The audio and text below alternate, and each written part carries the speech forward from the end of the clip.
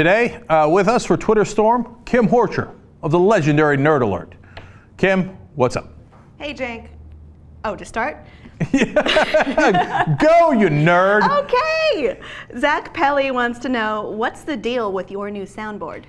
I love that you think it's my new soundboard. It's the most old school thing we got at the Young Turks.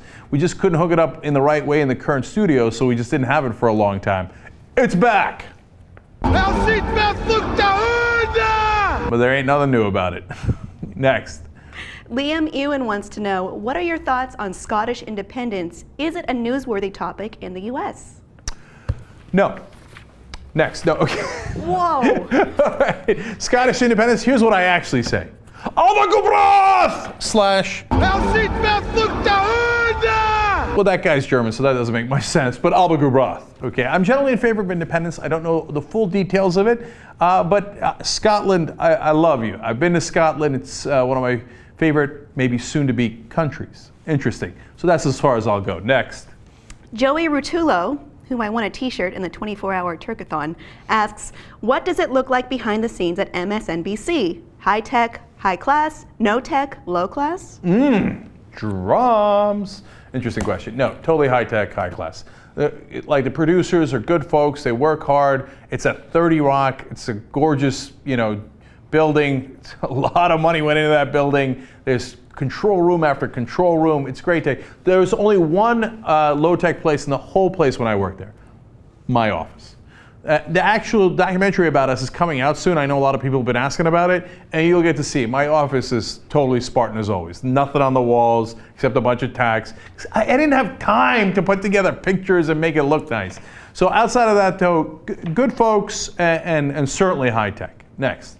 Alexandru Bujai asks, are you going to bring Immortal Technique in for a TYT interview?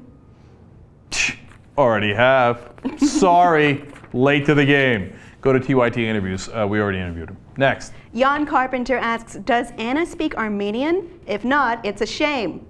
This is my favorite one. I like how judgmental he is in the middle of the question. If she does not speak Armenian, it is a shame, shame, I tell you. Sorry, I just gave you an accent. Yes, she speaks Armenian, no shame. Next.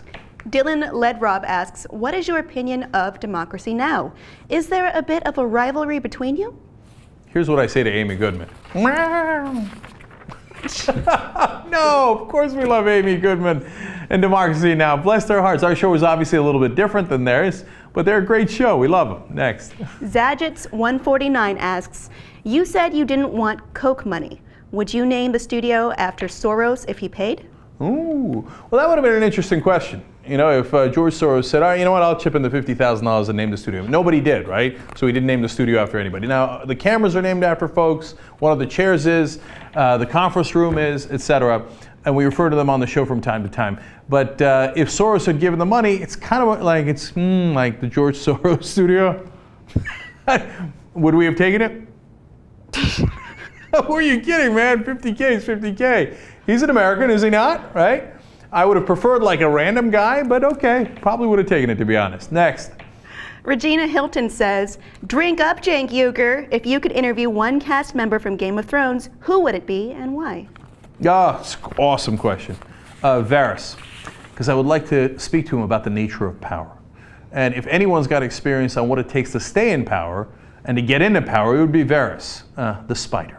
So I'd love to interview him.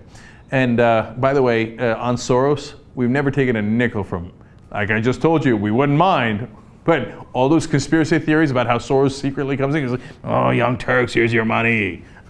That'd be great, but no. Next. Tim Groover asks, what would you say is the hardest part of hosting TYT? Oh, that's an easy one. The production. Like when we get on air and everything's laid out, God bless, let's have some fun, right? But producing things takes a long, long time. Reading the articles, outlining them, putting them in order, getting the graphics, getting the pictures, getting the videos. It's a total pain in the ass, keeping it real. Next. Patty Cronin asks, we all know you love pork, but when did you first have pork? Was it in the US or Turkey? I like the randomness of this question. No, it was in the US. They don't sell pork in Turkey. Turkey's literally 99% Muslim. So if they were selling pork, people would be like, what is this? So there's, yeah, I mean, you might be able to find it in some high-end hotels, but I've never seen pork and turkey. All right, last question. Last question comes from Anton Eck. Do you think the writers of the Newsroom were influenced by TYT, and if so, how much? That show really reminds me of TYT.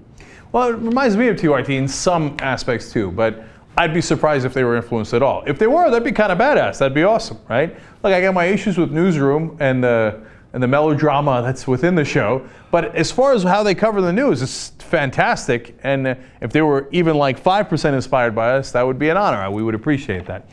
So thank you all for asking. Everybody check out Kim Horcher on Nerd Alert. This has been a Twitter Storm.